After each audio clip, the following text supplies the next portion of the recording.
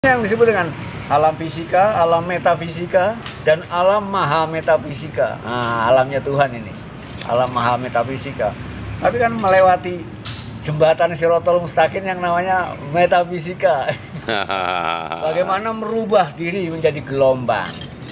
Ini yang disebut dalam apa teorinya Einstein, dimensi bosom. Dimensi bosom. Iya. Bagaimana kita bisa masuk dalam dimensi bosom tadi? Ya ada tekniknya dengan cara mungkin meditasi. Ya. Kalau dalam Islam itu tahajud. Tahajud. Tapi banyak orang nggak tahu bagaimana tahajud yang benar. Kalau tahu caranya tahajud yang benar, wah, silup, sekejap. Jadi lewat tahajud itu bisa Oh iya. teleportasi ya? Teleportasi. Teleportasi. Ya contohnya anak-anak yang tuh ya, mereka kalau ngalami yang kayak gitu, mereka tak kasih waktu tiap malam Jumat yang ini, kalau tiap malam Rebo ini, gitu. Jadi dengan cara tahajud. Jadi kalau tahajud masuk di kamar yang semuanya hitam. Syaratnya gitu. Karena syaratnya itu kalau dalam Quran itu disebutkan. Jadi bisa di sana dianjurkan bertahajudlah kamu. Tapi di sana tuh perintahnya cuma kata-katanya itu K. Bukan kum. K. Nah, kalau K itu artinya kamu sendiri. Tapi kalau kum kamu semua. Assalamualaikum itu kan? Iya. Itu semua. Semua, tapi assalamualaika itu khusus sendiri, gitu kan? Iya. Nah, itu di sana perintahnya kum, K bukan kum. Artinya apa? Pada saat kita sembahyang, tahajud, kita harus benar-benar sendiri. Ya, harus benar-benar sendiri agar kita merasa benar-benar sendiri, maka harus kita gelapi ruangan tadi. Sajadah harus nggak boleh kelihatan, tembok harus nggak kelihatan. Kalau semua masih kelihatan berarti belum sendiri, masih sama tembok, sama sajadah, sama. Walau lampu dimatikan, biasanya tembok itu masih kelihatan ya. Nah makanya di samping tembok itu kita tutup dengan kain hitam, mata kita pun kita tutup dengan kain hitam pada waktu tahajud. Itu salah satu kunci untuk mikirot. Belum doa-doanya. Kemudian mekanisme kerjanya ada. Dan yang lebih penting lagi, yaitu tadi kita mampu merubah gelombang dari fisika menjadi metafisika.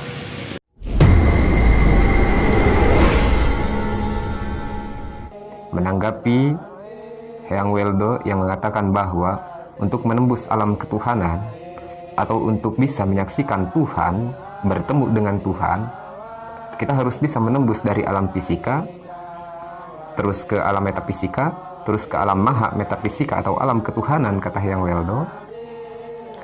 Tentu di sini apa yang dia sampaikan itu sangat berbeda jauh atau bertentangan dengan apa yang kita yakini atau apa yang kita ketahui sebagai umat Islam. Yang kita pelajari bahwa untuk menembus alam ketuhanan, kalau dilihat dari ranah tasawuf, karena dia itu berbicara seolah-olah dia itu ahli dalam ma'rifatullah. Kalau kita berbicara ahli tasawuf, orang-orang ahli tasawuf akan mengistilahkan untuk bisa menembus ma'rifatullah atau wusul ilallah, itu kita harus bisa melewati yang tadinya alam mulki, terus alam malakut, alam jabarut, alam lahut. Dan itu tidak mudah dulur, tidak mudah. Banyak sekali metode-metode yang harus kita lakukan dengan cara bertorikoh. Tidak semudah apa yang dikatakan oleh Hyang Weldo. Di situ dia bahkan mengatakan bahwa untuk bisa menembus alam ketuhanan, kita harus bisa melewati jembatan Shirotol Mustaqim, katanya.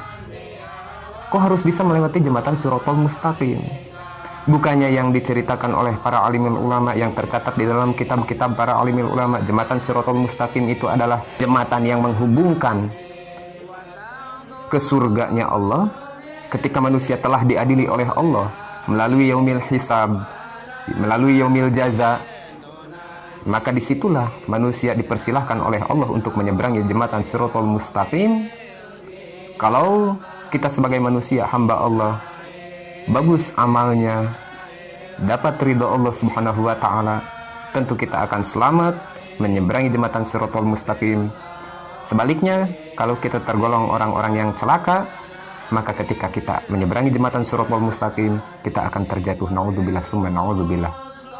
Tapi yang Allah mengatakan bahwa menyeberangi jembatan Shiratal Mustaqim adalah jalan untuk menuju Tuhan, tidak sama dengan apa yang diceritakan oleh para alimul ulama dalam kitab-kitabnya.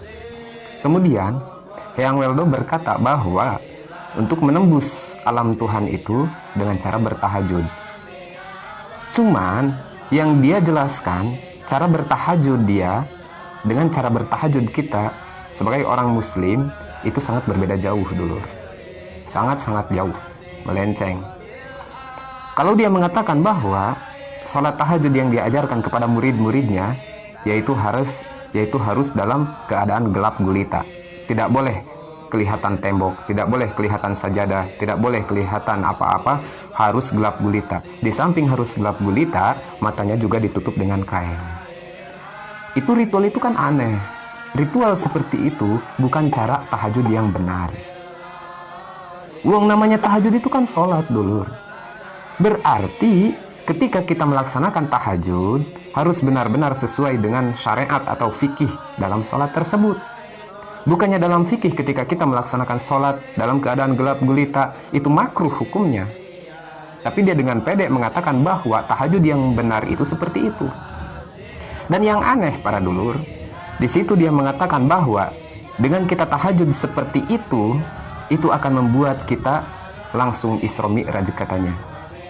Kalau bahasa kerennya dia bilang, kalau kita tahajud dengan seperti itu, dengan cara seperti itu membuat kita teleportasi. Itu akan membuat kita teleportasi. Entah teleportasi kemana, nggak tahu saya. Maksud dia itu teleportasi itu apaan?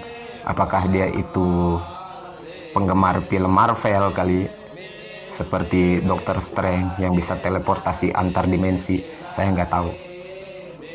Pokoknya gini para dulur, yang dikatakan Hyang Weldo di sini mengenai sholat tahajud yang benar bukan seperti itu. Kita sebagai umat muslim, kalau kita melaksanakan sholat tahajud seperti biasa aja dulur, seperti biasa aja, pakai tata caranya, pakai syarat sahnya, pakai rukunnya, sesuaikan dengan hukum syariat kita.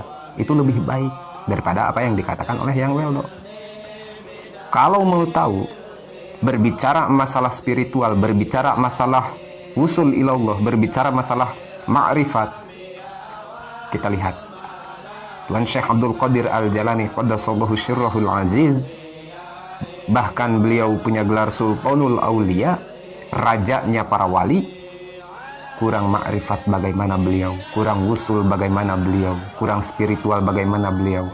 Tapi di dalam manakibnya, di dalam manqobahnya atau manakibnya diceritakan bahwa Tuan Syekh Abdul Qadir Al-Jalani ketika melaksanakan sholat tahajud biasa aja beliau sholat tahajud seperti biasanya.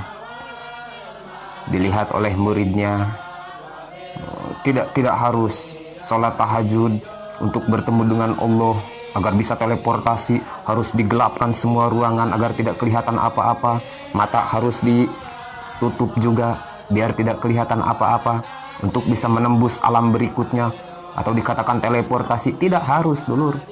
Tuan Syekh Abdul Qadir Al-Jalani mengerjakan sholat tahajud seperti biasanya. Itu seorang wali Allah, bahkan wali kutub, bahkan Sultanul Aulia. Biasa aja. Yang namanya sholat tahajud harus sendiri agar tidak kelihatan apa-apa. Cukup kita yang merasakan, tidak harus dimatikan lampu atau harus dalam keadaan gelap gulita. Yang penting keyakinan kita sejauh mana. Yang penting kepasrahan diri kita kepada Allah Subhanahu wa taala sudah sejauh mana. Pengabdian diri kita kepada Gusti Allah Subhanahu wa taala sudah sejauh mana. Ketika kita berdoa kepada Allah Subhanahu wa taala, sudah sepasrah mana kita berdoa kepada Allah Subhanahu wa taala.